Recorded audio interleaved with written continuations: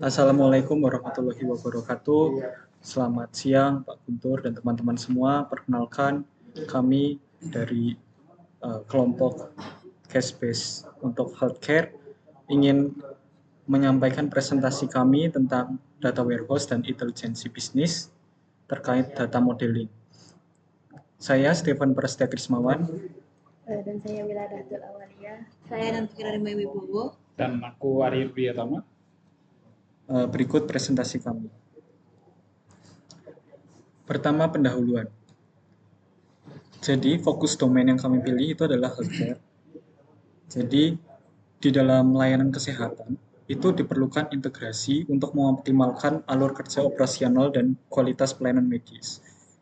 Kemudian karakteristik utama dari data healthcare ini adalah kompleksitas dalam pengelolaan arus pasien.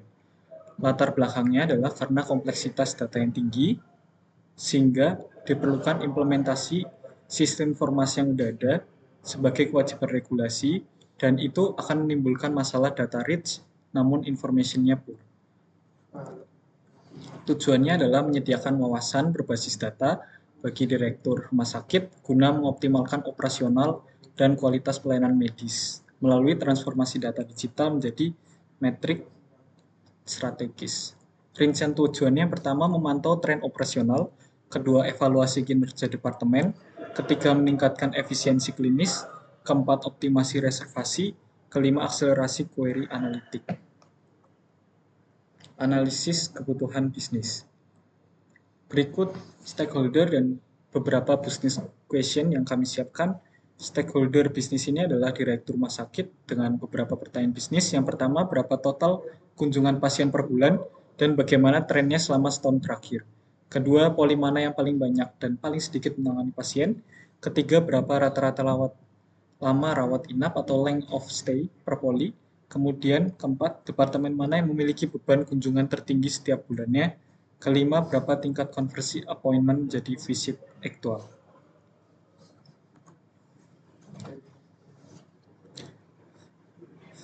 Selanjutnya adalah proses bisnis utama. Yang pertama, proses bisnis kunjungan pasien.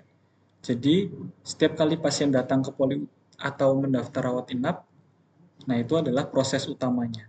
Kemudian, kedua adalah diagnosis yang ditegakkan per kunjungan sebagai konteks klinis kunjungan.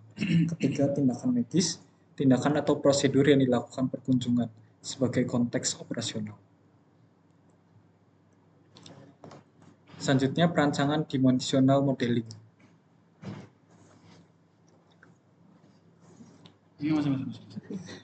Pertama adalah penentuan grain terlebih dahulu. Jadi, grain yang kami tentukan itu berdasarkan proses bisnis, tabel fakta, grain, dan data sumbernya. Yang pertama adalah kunjungan pasien dengan fact table-nya fact kunjungan. Satu baris mewakili satu kejadian kunjungan unik per pasien dengan data sumber sebagai berikut. Kemudian yang kedua diagnosis dengan fact table fact diagnosis. Satu baris mewakili satu entry diagnosis per kunjungan, namun bisa lebih dari satu per kunjungan. Kemudian tindakan medis, fact tindakan medis, satu baris mewakili satu tindakan medis per kunjungan. Lanjut. Oke. Rancangan fact table. Untuk fact table-nya adalah sebagai berikut. Yang pertama adalah fact kunjungan dengan foreign key sebagai berikut dari surrogate key patient sampai appointment reference number. Kemudian jenisnya semi aditif dan aditif. Measure-nya adalah sebagai tertera. Deskripsinya menganalisis volume kunjungan, durasi, rawat, dan realisasi appointment. Kemudian nama tabel fakta yang kedua adalah fact diagnosis. Di situ ada surrogate key patient sampai diagnosis CD. Kemudian jenisnya non-aditif, measure-nya biaya diagnosis, jumlah diagnosis, menghitung frekuensi dan biaya diagnosis per kunjungan. Fact tindakan medis, surrogate key patient sampai TRTM CD. Jenisnya adalah aditif, measure-nya biaya tindakan, jumlah tindakan, kemudian deskripsinya mengakumulasi total biaya dan frekuensi prosedur medis per kunjungan. Selanjutnya ada rancangan dimension table. Dimension table ada 5 nama tabelnya, yaitu di pasien, dokter, departemen, ruangan, dan tanggal. Untuk primary key-nya masing-masing sesuai dengan nama tabelnya. Kemudian untuk atributnya tertera pada tabel yang sudah disampaikan. Kalau untuk tipe SCD atau slowly changing dimensionnya itu ada untuk dimensi pasien adalah tipe 2, kalau untuk dimensi dokter adalah tipe 2, untuk dimensi departemen adalah tipe 1, dimensi ruangan adalah tipe 1, dan juga dimensi tanggal adalah tipe 0. Untuk keterangan dari masing-masing dimensi sendiri, untuk dimensi pasien, status penjamin pasien BPJS atau umum bisa berubah. Perubahan ini harus di-track agar analisis historik tetap akurat.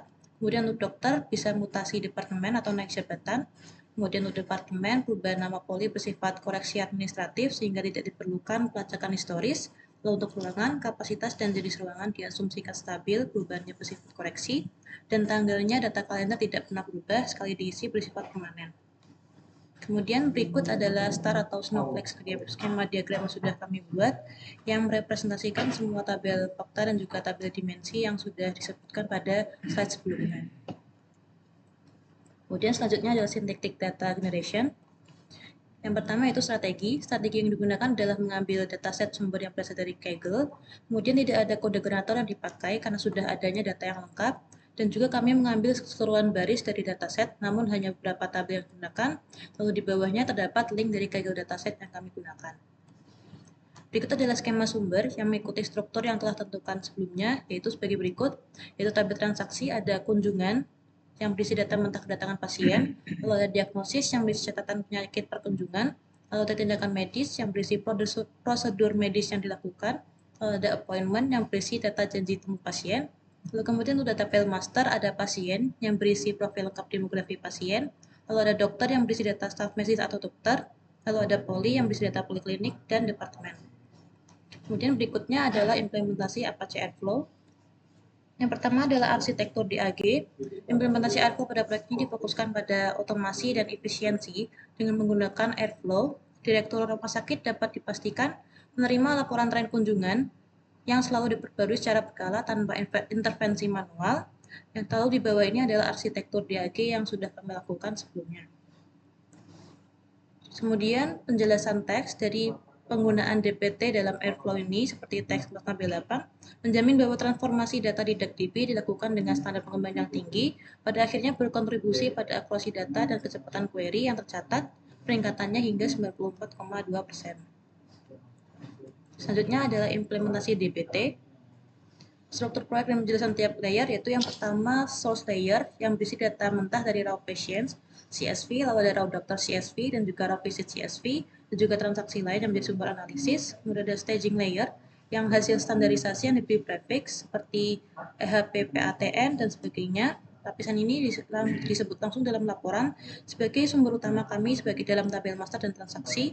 Lalu ada mart layer yaitu model akhir yang terdiri dari tabel dimensi seperti dim dan juga fakta yang sudah disebutkan sebelumnya.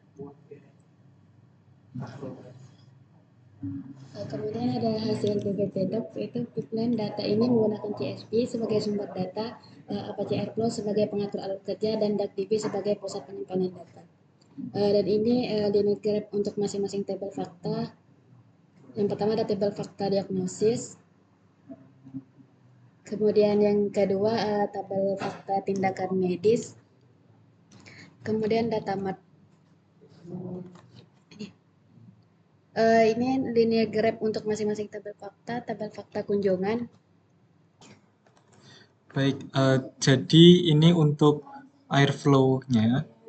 Nah, di sini untuk menjalankannya nanti bisa diklik action di sini. Kemudian untuk history dari yang sudah berjalan, ini kami menjalankan beberapa kali. Di sini kami punya 8 DAG. Kemudian untuk di sini udah sukses semua dari validate source file hingga dpt docs generate. Kemudian untuk graph-nya seperti ini.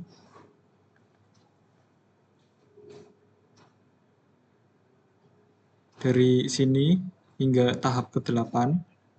Kemudian untuk hasil dari DPT-nya seperti ini. Ada 3 tabel fakta, kunjungan, diagnosis, dan tindakan medis. Hasilnya seperti ini. Dan berikut jikalau ingin di-trace sumber datanya. Sekian untuk penyampaian demonya.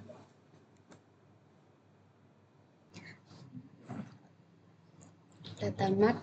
Untuk skema final dokumentasi tabel dan kolom, data mart berada di skema Analytics Mart menggunakan star skema terdiri dari 3 tabel fakta, yaitu yang pertama fakta kunjungan, kemudian fakta diagnosis, dan fakta tindakan medis. Kemudian ada 5 tabel dimensi, yaitu ada dimensi pasien, dim dokter, dim departemen, dim ruangan, dan dim tanggal. Kemudian koneksi ke BI-Tools semantic layer, yaitu koneksi ke BI-Tools dilakukan dengan persiapan yang pertama database diekspos atau port dibuka, kemudian user atau role disiapkan, kemudian BI-Tools bisa langsung query ke skema Analytic Mart, dan tools yang akan digunakan adalah Superset. Semantic layer diturunkan dari business question, yaitu total kunjungan, rata-rata loss or length of stay, total biaya tindakan, conversion rate appointment, jumlah diagnosis. Kemudian verifikasi dan validasi. Ini merupakan query analitik berapa total kunjungan per bulan dalam 12 bulan terakhir dan bagaimana proporsi rawat inap / rawat jalan. Kemudian yang di sampingnya itu query dalam bentuk tabel. Yang ini juga untuk question yang departemen mana yang paling banyak dan paling sedikit dikunjungi beserta persentase dari total. Lalu untuk query analitik yang selanjutnya adalah ini berapa rata-rata minimum dan maksimum durasi kunjungan pasien per departemen. Nah, selanjutnya untuk query dalam bentuk tabelnya ada di bawahnya sebagai berikut. Selanjutnya adalah query analitik untuk departemen mana yang memiliki beban kunjungan tertinggi setiap bulannya. Nah, untuk query-nya sendiri juga tertera di bawah. Selanjutnya untuk query berapa persen appointment yang berhasil dikonversi menjadi kunjungan aktual setiap bulannya. Untuk query-nya juga tertera. Selanjutnya, berikut adalah untuk hasil DBT tesnya, menunjukkan sebagai berikut. Oke, selanjutnya. Nah, ini untuk data quality check. Untuk kategorinya, kita ada beberapa. Ada complements, terus unique queens, not null, sama referensi integrity, ada validity juga, terus ada continency juga, terus ada distribution juga. Totalnya jumlah ceknya ada 50, terdiri dari 8, ada yang 8 cek, 16, ada yang 5, dan totalnya 50. Dan hasilnya keseluruhan pas. Oke, selanjutnya. Nah, berikut adalah untuk hasil perbandingannya. Untuk query-nya, tren kunjungannya itu mengalami peningkatan 94,2%. Untuk yang kunjungan per departemennya mengalami peningkatan yaitu 37,1%. Terus untuk average close-nya itu mengalami peningkatan juga 48,5%. Terus untuk beban kerja dokter juga mengalami peningkatan itu 42,0%. Yang terakhir untuk konversi appointment-nya itu mengalami peningkatan 23,2%. Oke, untuk kesimpulan dan juga refleksi, kesimpulan yang bisa kita ambil dari proyek ini adalah dalam proyek ini, tantangan utama yaitu memastikan data dari sistem rumah sakit bisa diubah menjadi model analitik yang konsisten dan siap dipakai untuk dashboard. Nah, selain itu, menentukan grain yang sesuai agar satu baris data punya definisi yang jelas serta menjaga integritas relasi antar tabel saat data sudah masuk ke dalam Mart. Keputusan desain yang paling krusial adalah penerapan star skema yang sebagai model dimensional utama. Nah, struktur ini dipilih untuk memastikan secara tegas antara matriks kuantitatif dalam tabel fakta dan dengan atribut sebagai orkestrator tunggal diputuskan untuk menjamin konsistensi alur kerja ETL dalam tahap ekstraksi dalam sintetis hingga pemuatan akhir secara otomatis dan terukur. Nah, untuk refleksinya, data Mart yang telah dibangun kini berada dalam kondisi sangat siap untuk dilanjutkan ke tahap visualisasi dan intelijensi bisnis atau BI. Kesiapan ini dibuktikan secara empiris melalui pengujian performa yang menunjukkan peningkatan kecepatan query yang luar biasa, di mana tren kunjungan BQ1 kini dapat menghasilkan 94 2,2% lebih cepat dibandingkan sebelum optimasi. Akurasi matriks strategis dengan seluruh pertanyaan bisnis BQ1 sampai BQ5 sudah dapat dijawab dengan query sederhana terhadap data mart, mencakup tren bulanan, utilitas pulih, hingga rata-rata loss. Nah, untuk referensinya kita ngambil dari Kimbali, untuk buku tahun 2013, Data Warehouse Toolkit. Lalu juga ambil buku dari Kementerian Kesehatan Republik Indonesia tahun 2022, yaitu Peraturan Menteri Kesehatan Nomor 24 tahun 2022 tentang rekam medis. Itu tadi presentasi dari kami. Bila ada salah dan juga kurang lebihnya kami mohon maaf. Terima kasih. Terima kasih. Assalamualaikum warahmatullahi wabarakatuh.